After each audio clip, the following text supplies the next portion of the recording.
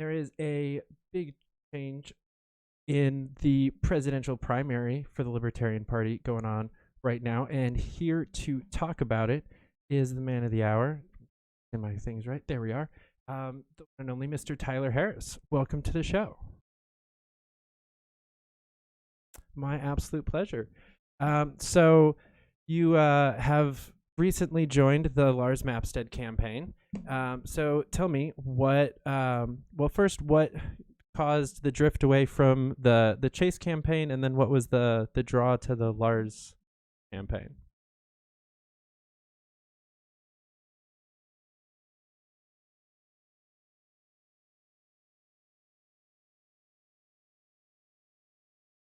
Considering a run for president. I did that. That ended in April with his announcement. He came out of the exploratory phase.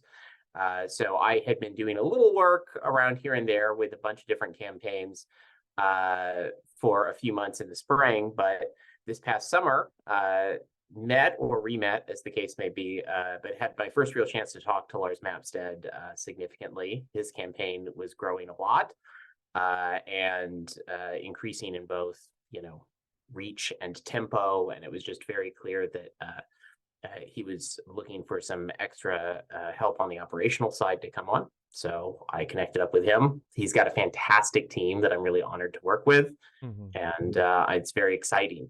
The campaign's just now wrapping up a 10-day tour across about a half dozen states here on the East Coast that started with the South Carolina convention and ended this weekend in Maine.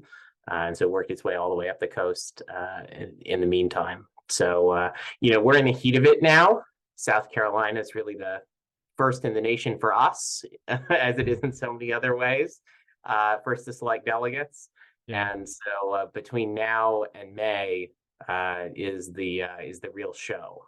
So I'm very happy to be helping Lars and having a, benefiting from the incredible team that he has on board with the campaign already in so many different areas. Yeah, he's got quite a few pretty heavy hitters over on his team. I think my favorite thing about this primary in general is actually how well staffed most of the campaigns are. Like I was just having a conversation night or two ago with a few people, and they were talking about like the Twitter accounts of the various presidential candidates, and we were all sitting around thinking about it. Like, there's not a single candidate that fully manages his own social media. They all have a comms director that's doing that. I'm like, this is great. This is something we haven't seen, especially so many like actually fully staffed campaigns. But Lars definitely, has some of my favorite people to ever be in the party on his team. So it's well, and thank goodness, right? I mean, there's nothing more terrifying than a candidate managing their own social media. Right. A bunch of other people in the conversation were taking that as a bad thing, and I was like, no, this is great. This isn't like them being lazy. This is them actually division of resources correctly. Sure. I mean, candidates have lots of ways to stay engaged with their own message. Lars has an incredible policy team that has served as a sounding board.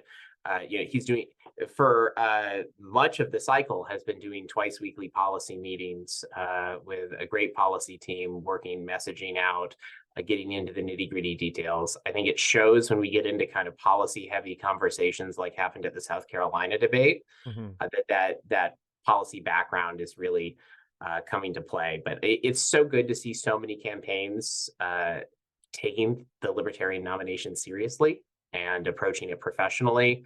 And I don't think I'm the only one that has sort of back of the napkin started assembling a general election dream team. I think we're going to have, whoever the nominee is going to have an incredible pool of talent to choose from a lot of these campaigns in the primary cycle. Yeah. It'll be really interesting when we get to see all of them kind of converge, if that happens. At least a few of them, depending on who the main one is. Yeah, I mean, there may be some fault lines that are tough to cross, but I hope that we see a big coming together of a lot of the talent that the party has to offer behind a really great candidate. Yeah, that would be great to see. So tell me what your new role looks like. What are you doing with Lars? Sure. So, I mentioned that there is a big need for some extra hands and some extra management on the operational side. So that's where a lot of my time and energy goes as the campaign grows. Like I said, both in breadth, in terms of the number of people you're engaging and the tempo that you're out there engaging in the field. You just need more coordination. There's more that needs to get done. So there's more work to go around. Also helping to pull together, the communication across different areas. As campaigns grow, they can tend to silo. So working really hard, almost in a project management role, to make sure all of the different elements are coming together cohesively and smoothly, and that it continues to be a professional, well-run campaign. And then, of course, also contributing to strategic and tactical conversations, and helping chart the course of the decisions that are made on the ground. Oh yeah, that sounds like a fun job.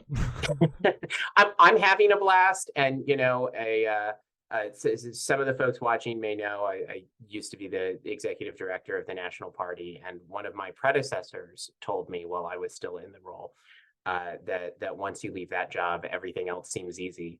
And their words were prophetic. I'm having a blast.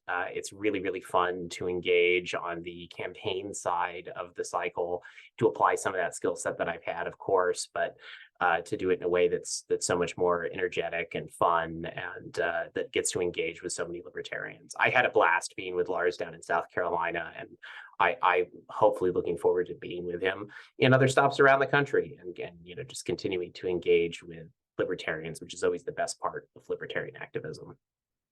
Hell yeah.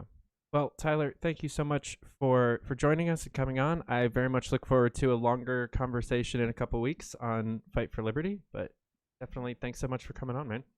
Sounds good. Thanks for having me. I look forward to it too. Real quick before I let you go, tell people where to find stuff about Lars. Yes, Lars24.com. Go there, sign up for our email list. If you're interested in becoming a delegate, click the Become a Delegate button. Get tuned in with what's going on with the campaign. And of course, there are regular town halls, so look up information there and engage interactively with Lars himself. Hell yeah.